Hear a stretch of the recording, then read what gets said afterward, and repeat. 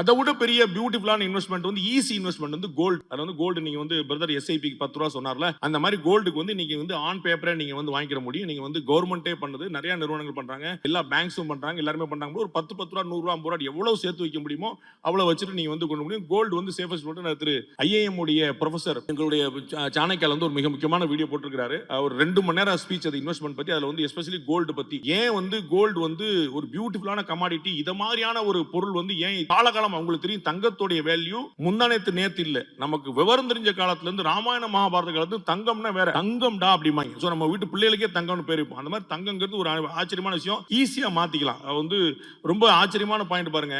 என்னுடைய அம்மாட்ட வந்து ஒரு 10 பவுன் செயின் இருக்கும். அந்த 10 பவுன் செயினோட ரேட் இன்னைக்கு என்னங்கிற நீங்க பாத்துங்க. அந்த 10 பவுனை எங்க அம்மா அப்படியே கழட்டி என்னுடைய ஒய்ஃப் கழுத்துல மாத்தி விட்டா, அந்த ப்ராப்பர்ட்டி அந்த கமாடிட்டி அப்படியே ஷிஃப்ட் ஆயிடுச்சு ஓவர் நைட்ல. அதோடைய ஓனர்ஷிப் உடனே மாறிச்சு. நாளையில இருந்து அது வந்து என்னுடைய ஒய்ஃப் உடைய ப்ராப்பர்ட்டி.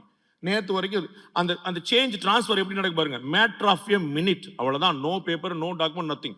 நீங்க வந்து அடமானம் வச்சுக்கலாம், வித்துக்கலாம், திருப்பி பார்த்துக்கலாம். இன்னைக்கு உள்ளே பயங்கரமான கோடீஸ்வரனா யார் உட்கார்ந்துருக்கான்னு பாக்குறீங்க. பல செயின், பல கிழங்கு போட்டு தங்கத்தை அடமானம் விற்கிற உங்களுடைய அடமானம் வைத்த தங்கத்தை உடனே விற்க வேண்டுமா? அதுக்கு எல்லா நடிகையுடைய போட்டோ போட்டு வச்சிருக்காங்க. தங்கத்தை விற்கிறதுக்கு இவ்வளவு போட்டி போட்டு வச்சிருக்கான்னு பயோச்சு பாருங்க. அப்ப என்னன்னா, தங்கத்தை நானே அடமானம் வச்சிருக்கேன், நானே என்னைக்காவது மீட்டர் நம்பிக்கை வச்சிருக்கேன். அவங்க என்ன சொல்றாங்க, வா உடனே வித்துரு அப்படின்னு. நம்மளும் சந்தோஷம், ஆப்பா வித்துரும், உன் அடமான நகையை மீட்டுறேன். முதல் வரி சொல்றாங்க, அடமான நகையை மீட்டலாம், அப்புறம் அடமான நகை வித்துடலாம்.